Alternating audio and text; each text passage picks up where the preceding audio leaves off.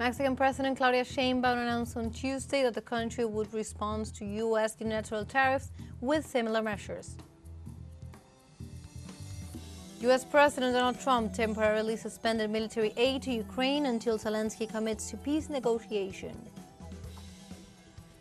And the European Commission proposed an $841 billion plan to toughen up regional defenses amid U.S. suspension of financial and military aid to Ukraine. Hello and welcome to From the South. My name is Belén de los Santos. I'm from teleSUR Studios in Havana, Cuba. We begin with the news. The new tariffs imposed by the United States on Mexican, Canadian, and Chinese products entered into effect on Tuesday.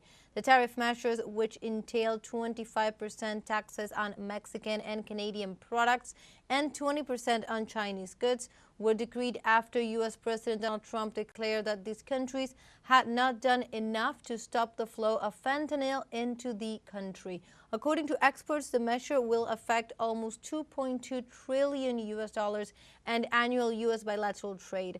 Following the announcement, the governments of Mexico, Canada, and China unveiled their corresponding countermeasures.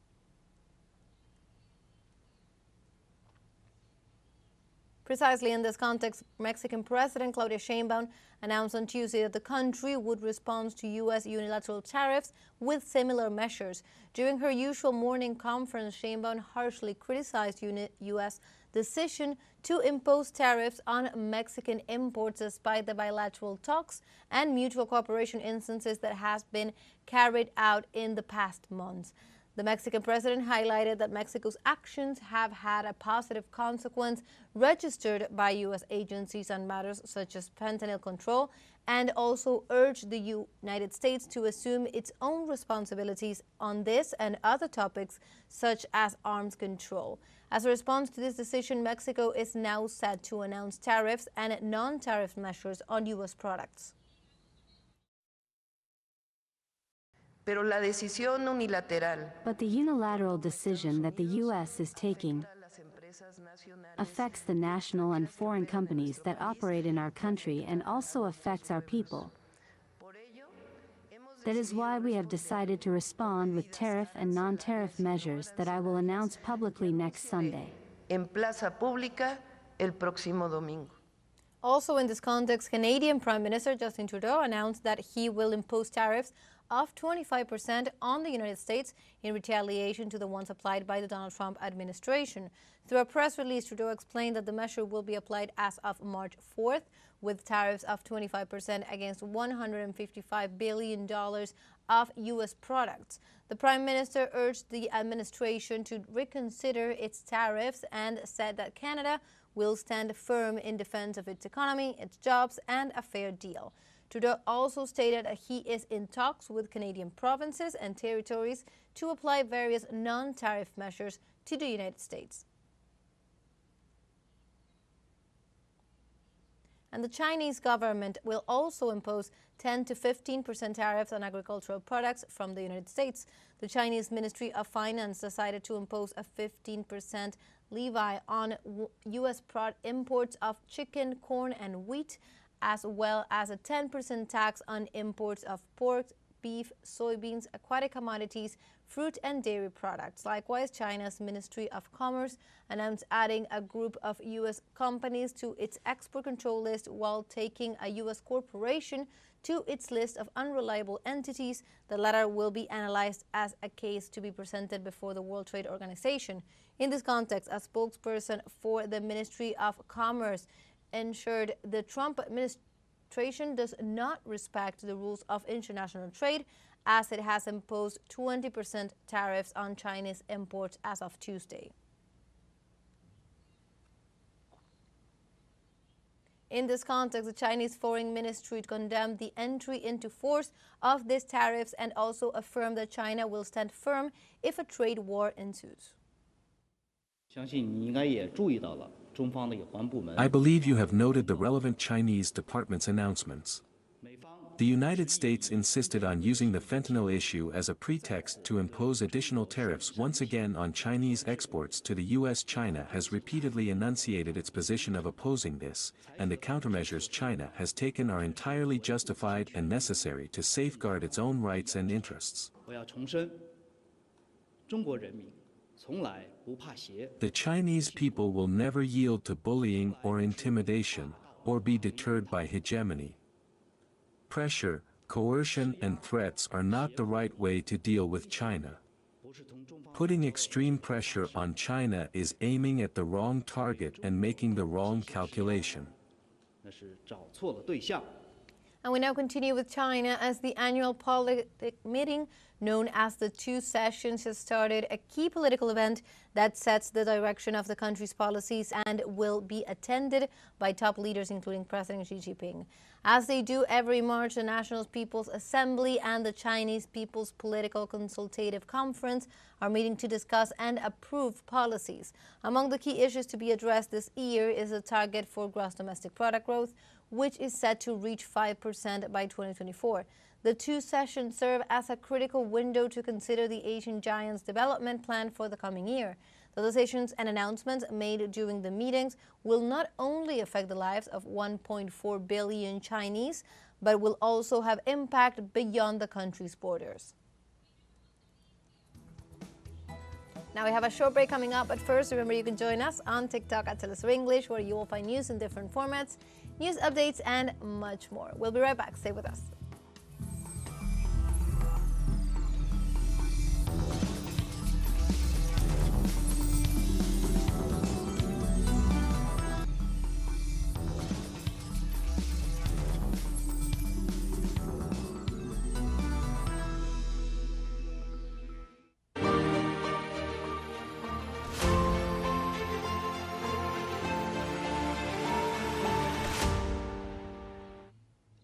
Welcome back to From the South. We continue with more information. U.S. President Donald Trump temporarily suspended military aid to Ukraine until his Ukrainian counterpart Volodymyr Zelensky commits to peace negotiation. Local media have reported that the president met with his cabinet to take several measures against the Kiev regime, which included the suspension of all military assistance to the country. This follows President Trump's statement that Ukraine must become more committed to peace. This follows a meeting between the two leaders in Washington in which the U.S. leader canceled the signing of the rare earth agreement with Zelensky, stressing that the Ukrainian president would not be welcome back to the White House for what he described as a lack of gratitude for U.S. assistance and his disrespectful behavior in the Oval Office. And the European Commission proposed on Tuesday an $841 billion plan dubbed Rearm Europe to toughen up regional defenses in order to defuse the crisis led by not counting anymore with U.S. financial and military aid. Commission President Ursula von der Leyen highlighted the proposal's aim was to abrogate fiscal constraints on budgetary spending so that states could ramp up their defense expenditures freely. The leader stressed the need to improve military equipment, and the plan will be presented to the 27 EU members on Thursday emergency meeting in Brussels. The Rearm Europe plan focuses on surging the military spending of many members, which is below 2% of their GDP. Meanwhile, NATO Secretary General Mark Rutte urged EU states to spend over 3% of their GDP in defense. We are in an era of rearmament, and Europe is ready to massively boost its defense spending, both to respond to the short-term urgency to act and to support Ukraine, but also to address the long-term need to take on more responsibility for our own European security.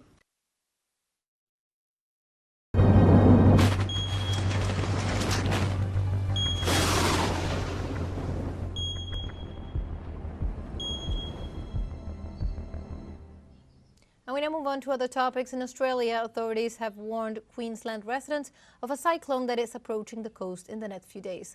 According to the Australian Bureau of Meteorology, tropical cyclone Alfred, with sustained winds of 95 kilometers per hour, is expected to make landfall north of Brisbane on Thursday night or Friday morning. Queensland Premier David Crisafulli has urged residents to be responsible in the face of a cyclone's threat.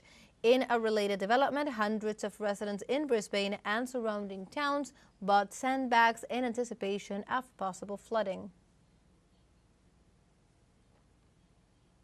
Meanwhile, in Indonesia, heavy rains have caused the Ciliwung River to overflow its banks, causing heavy flooding that has forced the evacuation of more than 1,200 residents of South and East Jakarta.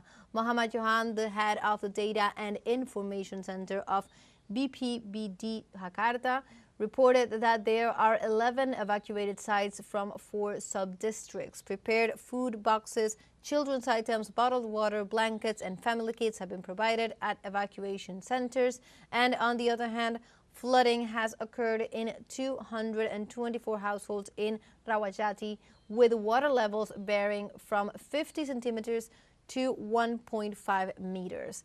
He also assured that critical resources for the affected residents remains sufficient. And the Vatican briefed that Pope Francis slept through the night and continues to rest after having suffered from 2 acute respiratory failures on Monday. The Holy See informed this, and it noted that the afternoon medical report would provide further details on the Pope's health condition. Pope Francis suffered on Monday 2 acute respiratory insufficiencies due to the accumulation of endobronchial mucus. The Vatican validated that the Pope has remained lucid and cooperative. However, his physicians keep his diagnosis reserved without clarifying any evolution in his clinical condition. The pontiff, who is aged 88, has been ingressed into Rome's Gemelli Hospital since February 14th.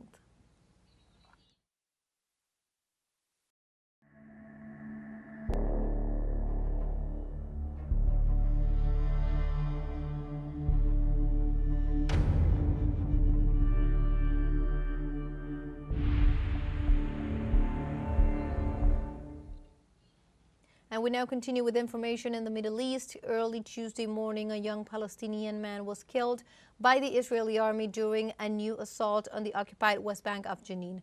Special forces infiltrated the Al-Ghul building in the eastern neighborhood of Jenin and shot Kichad al-Agne, wounding him with live bullets in the thigh and leaving him to bleed to death.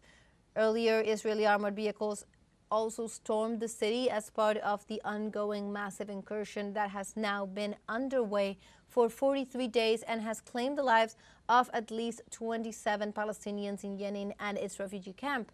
Meanwhile, Zionist forces also shot and wounded at least 4 other Palestinians. And Egypt will present a Gaza reconstruction plan at the Arab League Extraordinary Summit in Cairo. The summit is called to elaborate the joint plan for the reconstruction of the Gaza Strip that would guarantee the permanence of the Palestinians in their land. Egypt will subsequently seek international support and funding for the plan and stress the crucial role of Europe, particularly in funding the reconstruction of Gaza. The Arab countries have publicly rejected Trump's plan for the United States to take control of Gaza and relocate the Palestinians to Egypt and Jordan. And also in this context, the Israeli Prime Minister Benjamin Netanyahu took the stand again on Tuesday on his trial because he has been charged with corruption in several cases. The far-right Prime Minister faces charges of fraud, breach of trust, and accepting bribes in 3 separate cases during appearances in the district court. Netanyahu is the first sitting Israeli leader to take the stand as a defendant in the country's history. The trial is another low point for Israel's longest-serving politician, who also faces an international arrest warrant for alleged war crimes stemming from the genocide perpetrated in the Gaza Strip. Under Israeli law, he is not compelled to resign unless he is convicted by the Supreme Court, a process that could take several months.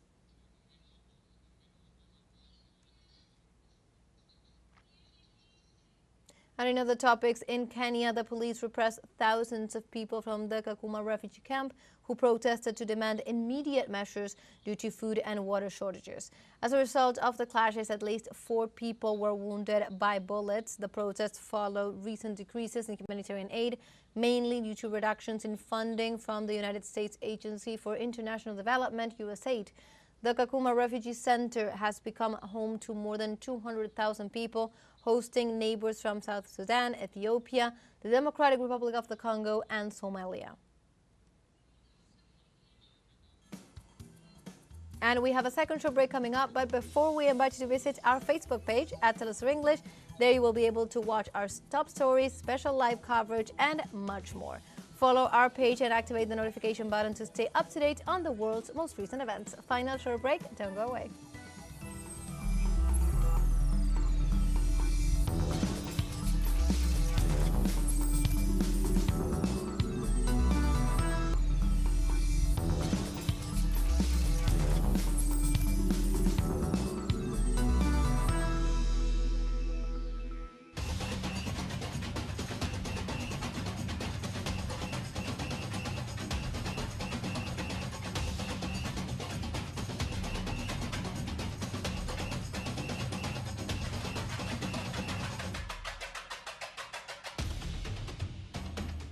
Welcome back to From the South. We continue with more information, and the Carnival of Uruguay is considered the longest in the world because of its extension from January to March and is one of the most important festivities in the country. Historically, this carnival, as a social phenomenon, has been a space of resistance and denunciation against power.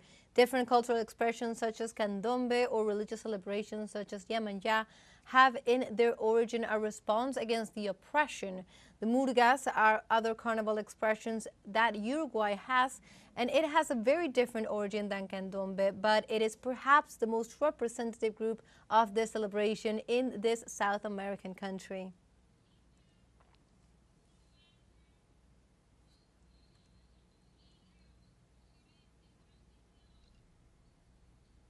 And on its fourth day of Carnival, Rio de Janeiro experienced the second night of samba school parades at the Marquês de Sapucaí Sambódromo, located in the downtown area of Cidade Nova. Thousands of performers from renowned groups such as Unidos da Tijuca, Beija Flor de Ninópolis, Acadêmicos do Salgueiro, and Unidos de Vila Isabel paraded in floats down the runway in search of the title of the largest samba schools of 2025. And also in this context, now we go live to Trinidad and Tobago with our collaborator Mikram Robinson as this 2025 Carnival celebrations continue in the region. Hello, Mikram. What can you tell us about today?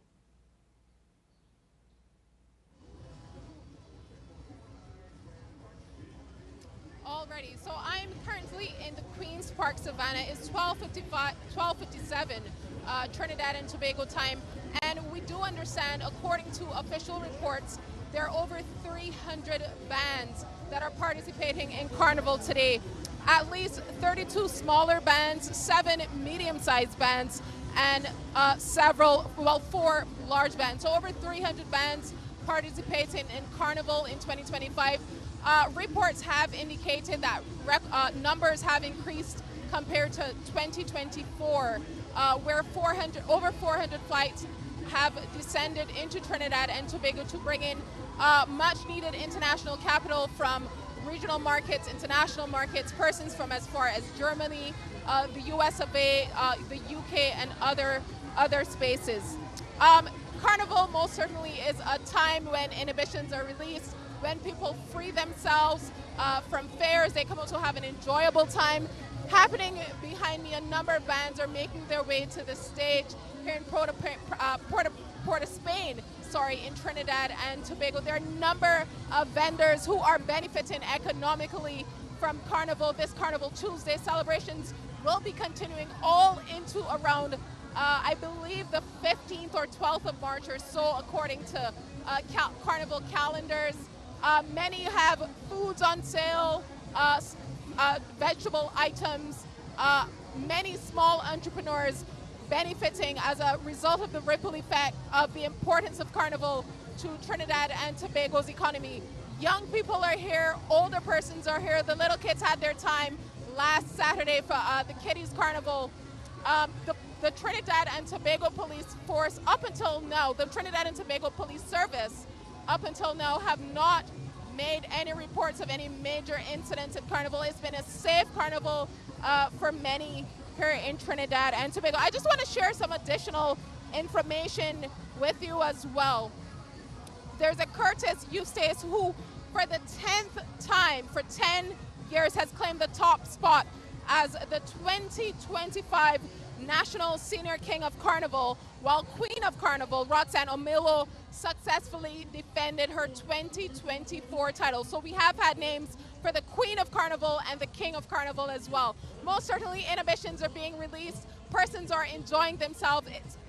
It's a safe carnival for many. So we're definitely encouraging even our brothers and sisters in Venezuela, in Cuba, to come out for Trinidad and Tobago's Carnival in 2026. It's a celebration of who we are as a people. For those of African descent, for those of any descent, Trinidadians are a relatively warm and welcoming people. I've most certainly felt at home here in Trinidad and Tobago as someone living in Barbados. It's my first carnival. I've traveled to Trinidad and Tobago a relatively safe amount of times, but this year Carnival has been an extremely special occasion. Some of my Barbadian friends have also come down for Carnival 2025. So from the Queen's Park Savannah in Port of Spain in Trinidad and Tobago for the 2025 Carnival, I'm Miss Ron Robinson. And it's been great following these joyful celebrations with you, Mikron, from Trinidad and Tobago. Thank you so much for sharing everything that is happening here. So, and with this, we have come to the end of this news brief. You can find these and many other stories on our website at telesurenglish.net, and also join us on social media. We are on Facebook, X, Instagram, Telegram, and also on TikTok. For TeleSUR English, my name is Belén de los Santos. Thank you for watching.